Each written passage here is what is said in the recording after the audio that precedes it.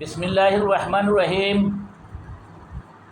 নামাজের সালাতের পাঁচক্ত সময়সূচি নিয়ে সময়সূচি নিয়ে কিছু আলাপ করব।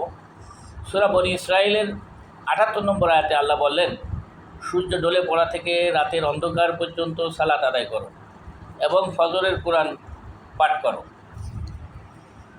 তাহলে সূর্য ডলা থেকে রাতের অন্ধকার পর্যন্ত সালাতের সময় আর ফজরের সালাতের কথা বলা হয়, আর এটাই হলো সালাতের আন্তর্জাতিক সময়সূচি। আপনি যখন দেখবেন জাপানের প্রশান্ত মহাসাগর থেকে সূর্য উঠে যখন জাপানের মাথার উপর ঢলে গেল, তখন জাপানে জোহরের সালাত আদায় করে। তারপর সূর্য যখন চীনে প্রবেশ করে, তাদের মাথার উপর ঢলে গেল, তখন চীনে জোহরের সালাত আদায় করে। ঠিক একইভাবে সূর্য যখন ভারত, পাকিস্তান, আফগানিস্তান, ইরান, সৌদি আরব, মিশর, লিবিয়া, আলজেরিয়াতে প্রবেশ করে, তাদের মাথার উপর ডলতে থাকে, তখন একই নিয়মে তারা জোহরের সালাত আদায় করতে থাকে। তারপর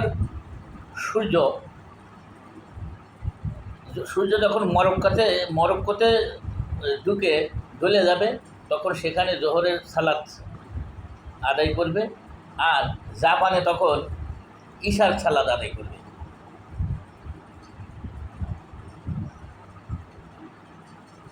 ঠিক একইভাবে পিছনের দেশগুলি ধারাবাহিকভাবে আসর, মাগরিব ও ঈশার সালাত আদায় করে।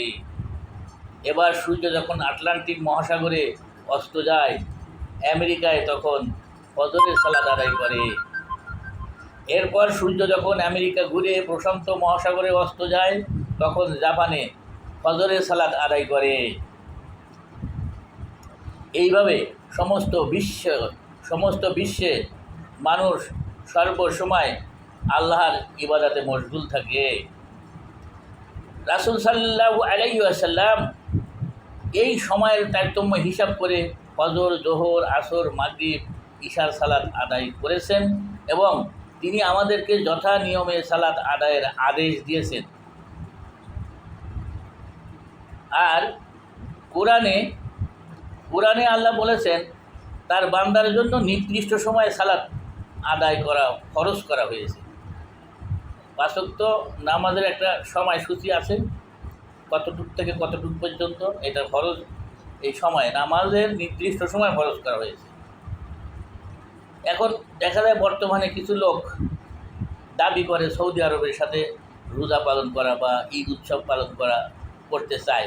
আসলে তারা বোঝে না, পৃথিবী সময়ের এই তারতম্যর কারণে বিশ্ববাসী একসাথে রোজা পালন করা বা ঈদ পালন করা আদৌ সম্ভব না। তো আশা করি আপনারা সবাই বুঝতে পারছেন এবং ভিডিওটি শেয়ার করুন যাতে অন্য সবাই জানতে পারে। আসসালামু আলাইকুম ওয়া রাহমাতুল্লাহ।